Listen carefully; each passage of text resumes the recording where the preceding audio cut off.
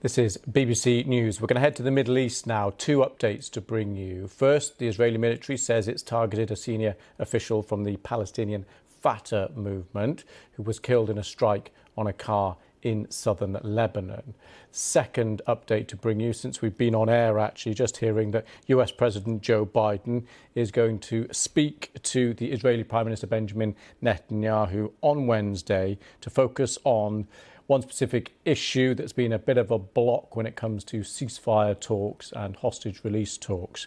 A focus on a new demand by the Israeli leader that Israel keep forces deployed along a land corridor between Egypt and Gaza. That's according to Axios reporting that via the Reuters news agency. So we're going to try and consider both those developments today. We're going to speak to Fawaz Gerges, Professor of International Relations at London School of Economics and author of The West and the Failure of Democracy in the Middle East. And in Washington, Laura Blumenfeld, author and Middle East analyst. She was previously serving in the US State Department as senior policy advisor for the Middle East peace process. Welcome to you both. Thank you so much for coming on the programme. Laura, if we could start with you, because we have Antony Blinken, US's top diplomat, back in Washington now, it seems, seemingly empty-handed, certainly no deal, no ceasefire. What's your assessment of his latest trip? Well, look, these two latest developments that you reported at the top of your report are connected. I mean, we have been watching the skies all week, and tonight as night falls, it's kind of been drones versus diplomats. We've been teetering between revenge and pragmatism. Secretary Blinken was there, for several reasons. First of all, as the president's envoy to see if he could, this was his 9th trip, it's the ceasefire with 9 lives. I don't think he deep down expected to clinch it, but at least to keep those kind of, worst case scenarios from exploding onto the scene and certainly interfering with our coverage of the Democratic National Convention, which would have been very ugly optics for the United States. But today, I think President Biden is going to try to apply what he considers his best pressure, which is that personal relationship. He has a dynamic going back decades with Netanyahu. And if nothing else, he can say to Netanyahu, you're not going to have old Joe to kick around anymore, the guy who remembers Golda Meir. There are 2 potential presidents coming down the pike, whether it's Trump or Harris. It's going to be a very different game. Interesting. Fawaz, if we can come to you, with Antony Blinken back in the US, what do you make of his latest efforts? Well, as you said, it's really empty-handed. An Egyptian official told the Associated Press today that the rosy picture painted by the Americans is basically more wishful thinking. Egyptians believe that Hamas will unlikely accept the bridging proposal offered by the Americans, because it really means they are basically giving up the Israeli hostages in return for a 6 weeks pause, as opposed to ending the war. Hamas wants the war to end.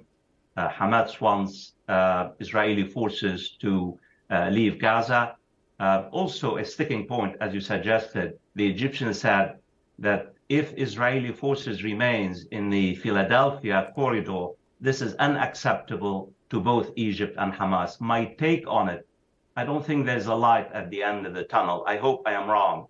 What I see based on everything else, this is really a long war, because the Americans now, as you know, this is a transitional moment in American politics for the next 6 months.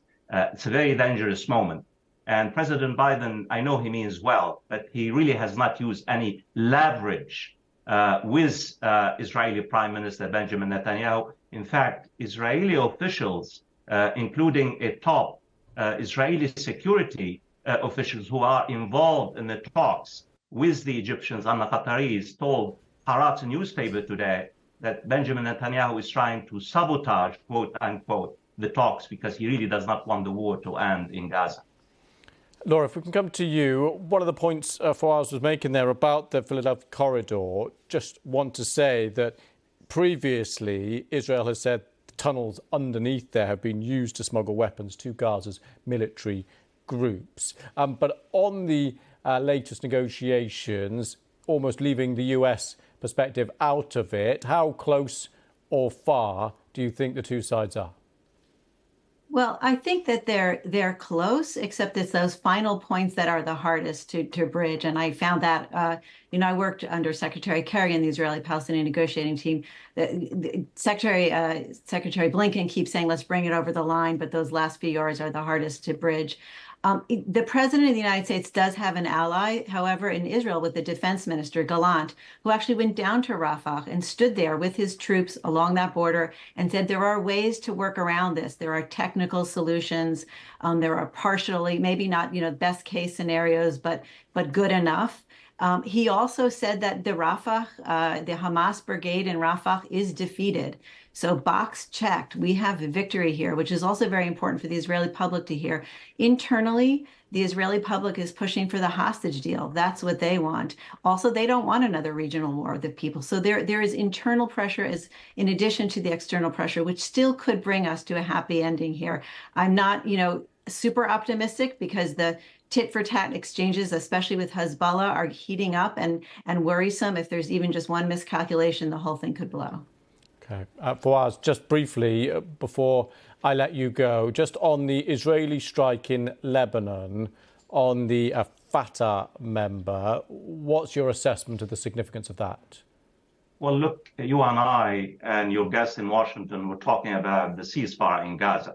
Yet the situation on the Israel-Lebanese border is escalating rapidly and dangerously.